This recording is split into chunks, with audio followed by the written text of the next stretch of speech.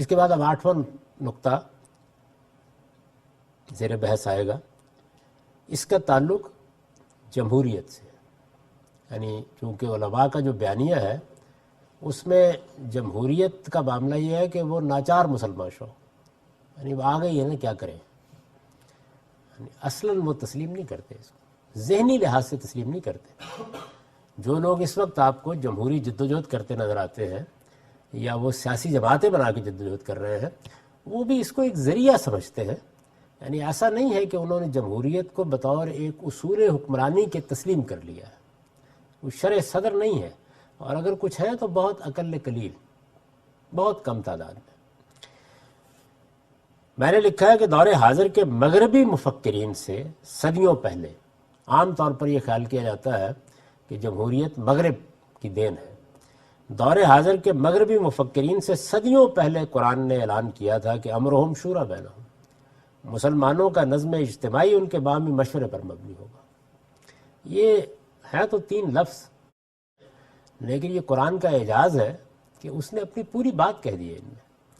یعنی اس کا مطلب کیا ہے؟ اس کا مطلب یہ ہے کہ مسلمانوں کے نظم اجتماعی نہ کسی فرد کی مرضی پر منحصر ہے، نہ کسی خاندان کی مرضی پر منحصر ہے، نہ بندوق کی مرضی پر منحصر ہے، اور بلکہ اب اللہ تعالیٰ کہہ رہے ہیں کہ میں بھی مداخلت نہیں کروں گا، یہ مسلمانوں کی رائے پر مبنی ہے، انہیں اپنا نظم اجتماعی خود قائم کرنا ہے۔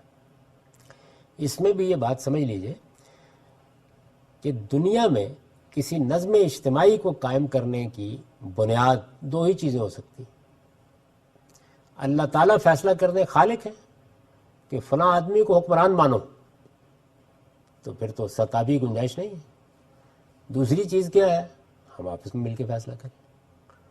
اللہ تعالیٰ نے اس طرح کا فیصلہ آخری مرتبہ اس وقت کر دیا جب محمد الرسول اللہ صلی اللہ علیہ وسلم کی بعثت ہوئی، اس لیے اب یہ مسئلہ ختم ہو گیا۔ تو ایک ہی صورت باقی رہ گئی، جائز صورت، قانونی صورت، علم و عقل کی روح سے جس صورت کو قبول کیا جا سکتا ہے، اور قبول بھی یہ ذہن میں رکھیے کہ بدر جائے مجبوری،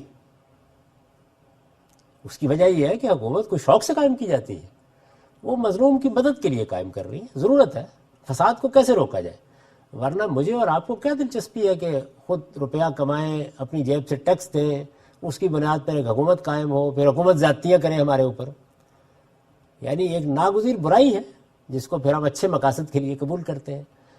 تو یا تو ہم کریں گے فیصلہ کہ ہمارا کون حکمران ہوگا، یا اللہ تعالیٰ کریں گے، تو اللہ تعالیٰ تو اب کریں گے نہیں، ہم ہی کریں گے۔ اس کے سوا اور کوئی شخص اگر کہتا ہے کہ یہ کسی خاندان کا حق ہے، یہ کسی طبقے کا حق ہے، مثلا علماء کے طبقے کا حق ہے، یہ صالحین کا حق ہے، تو اسے بھی اپنا پروانہ تقرر پیش کرنا چاہیے، کوئی نہیں۔ اللہ تعالیٰ کا اعلان یہ ہے کہ امرہم شورا بینہم، مسلمانوں کا نظم اجتماعی ان کے باہمی مشورے پر مبنی ہوگا۔ اس کے صاف معنی یہ تھے کہ مسلمانوں کی حکومت ان کے مشورے سے قائم ہوگی، نظام مشورے ہی سے وجود میں آئے گا، مشورہ دینے میں سب کے حقوق برابر ہوں گے، جو کچھ مشورے سے بنے گا وہ مشورے سے توڑا بھی جا سکے گا، جس چیز کو وجود میں لانے کے لیے مشورہ کیا جائے گا ہر شخص کی رائے اس کے وجود کا حصہ بنے گی، اجماع و اتفاق سے فیصلہ نہ ہو سکے تو فصل نزاعت کے لیے اکثریت کی رائے قبول کر لی جائے گی۔ یہ اس جملے کو اگر آپ تحلیل کریں امرہم شورا بینہم کی، تو ان ساری چیزوں کو وہ اپنے اندر سمیٹے ہوئے ہیں۔ جب آپ کہیں گے کہ نظام مشورے پر مبنی ہوگا تو یہ سارے نتائج نکل آئیں گے اس میں۔ اس پر بھی میں یہاں کوئی تفصیلی بحث نہیں کر رہا، کیونکہ میں نے اس پر اپنی کتاب میں مفصل بحث کر دی، بلکہ اس میں جو بحث میزان میں کی گئی ہے اس کو بھی دیکھ لینا چاہیے، اور برہان میں امرہم شورا بینہم ہی کے عنوان سے ایک مضمون ہے جس میں میں نے نہ صرف یہ کہ اس جملے پر بحث کی ہے، اس کے اطلاقات پر بحث کی ہے، بلکہ خلافت راشدہ میں اس پر کیسے عمل کیا گیا اس کو بھی ایک بالکل نئے زاویے سے پیش کیا، تو ایک نظر اس پہ ڈال لینی چاہیے۔ تاہم اس جملے کے مضمرات کیا ہیں وہ میں نے بیان کر دی ہیں، ان کو پھر سن لیجئے۔ اس کے صاف معنی یہ تھے، یہ معنی اس میں کیسے پیدا ہوتے ہیں اس کی تفصیلات وہاں دیکھ لیجئے۔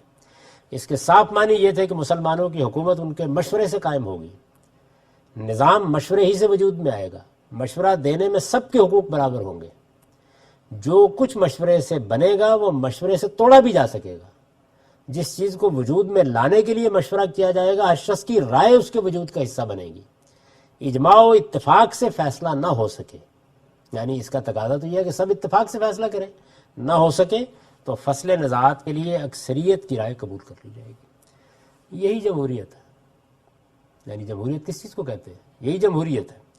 چنانچہ آمریت کسی خاندان کی ہو یا کسی طبقے، گروہ یا قومی ادارے کی، یہ لفظ میں نے خاص طور پہ لکھا ہے، چنانچہ آمریت کسی خاندان کی ہو، اس کے نتیجے میں بادشاہتیں قائم ہوتی ہیں، اور بعض اوقات جمہوریت کے نام پر بھی بادشاہتیں قائم ہوتی ہیں، یا کسی طبقے کی، جیسے ایران میں علماء کے طبقے کی حکومت قائم ہے، گروہ یا قومی ادارے کی۔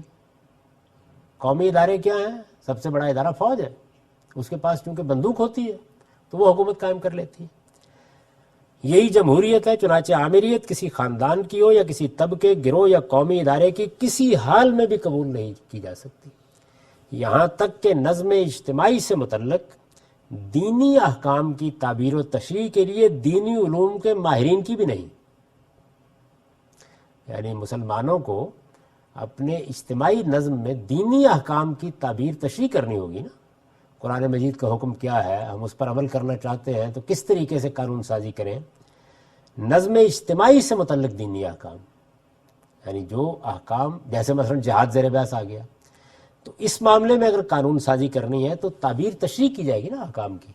یہ تعبیر تشریح کر دینی علوم کے ماہرین کرتے ہیں، ہر جگہ ایسا ہی ہوتا ہے۔ یعنی اگر کوئی معاملہ معاشی ہے تو اس کی بھی ماہرین معیشت تعبیر تشریح کرتے ہیں، لیکن کیا ان کے فتوے کو یا ان کے ورڈکٹ کو یا ان کے فیصلے کو مان لیا جائے گا؟ نہیں، ماننے کا کام پھر لوگوں کے نمائندوں کو کرنا ہے۔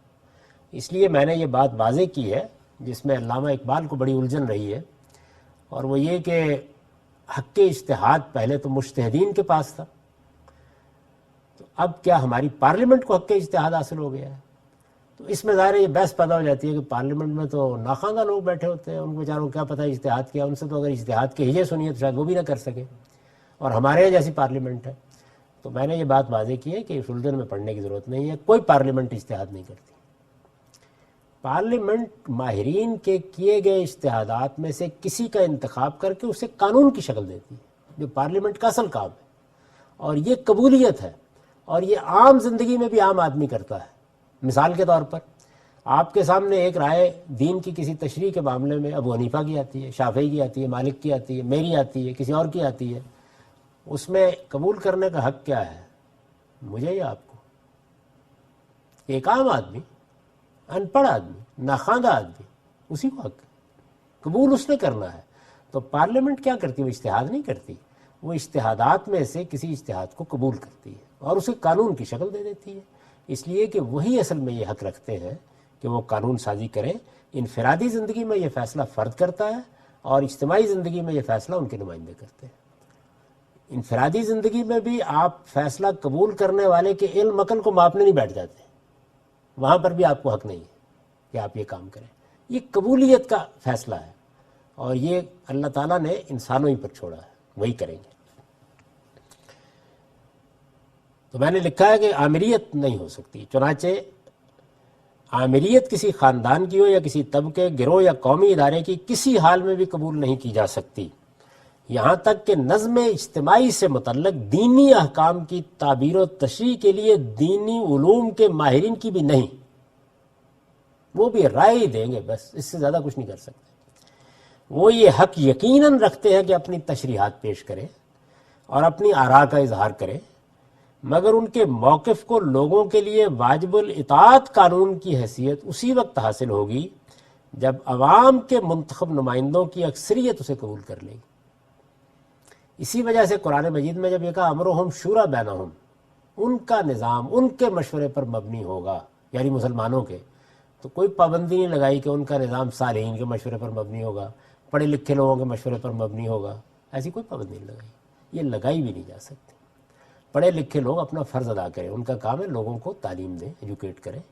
وہ تعلیم اور ایجوکیشن لوگ قبول کر لیتے ہیں، بہت اچھی بات ہے، نہیں قبول کرتے تو آپ کی جورسڈکشن ختم ہو گئی، اس سے آگے آپ کوئی اقدام نہیں کر سکتے۔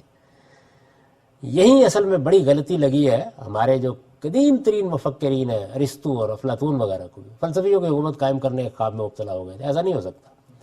حکومت فطری طور پر دو ہی شکلوں میں قائم ہو سکتی ہے, یا آسمان کا پروردگار فیصلہ کرے یا لوگ فیصلہ کریں, اور لوگ جیسے ہوں گے ویسی حکومت ہوگی. لوگوں کے اندر اخلاقی اقدار کا شعور اگر بہتر ہوگا حکومت بھی اچھی ہو جائے گی. لوگوں کے اندر اگر علمی لحاظ سے بہتری آئے گی تو حکومت میں بھی علمی لحاظ سے بہتری آ جائے گی. تو اس وجہ سے حکومت اصل میں موجود حقائق کا ظہور ہوتی ہے, اس میں کوئی بڑے خواب نہیں دیکھے جا سکتے, یہ ممکن ہی نہیں ہے.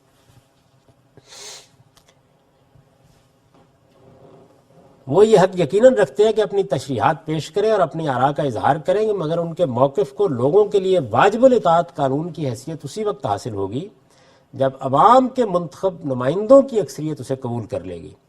جدید ریاست میں پارلیمان کا ادارہ اسی مقصد سے قائم کیا جاتا ہے. ریاست کے نظام میں آخری فیصلہ اسی کا ہے اور اسی کا ہونا چاہیے, یعنی کسی مجتہد کا نہیں, ابو حنیفہ کا بھی نہیں. اس وقت وہ دنیا میں موجود ہوں تب بھی نہیں, تمام فقہا مل کر ایک فیصلہ کر دیں تب بھی نہیں, تمام ماہرین قانون مل کر جدید قانون کے ماہرین فیصلہ کر دیں تب بھی نہیں. ماہرین قانون کو بھی پارلیمنٹ کے سامنے اپنی رائے پیش کرنا قبول کرنے کا حق اسی کا ہے, اور اسی کے فیصلے سے وہ قانون بنے گا.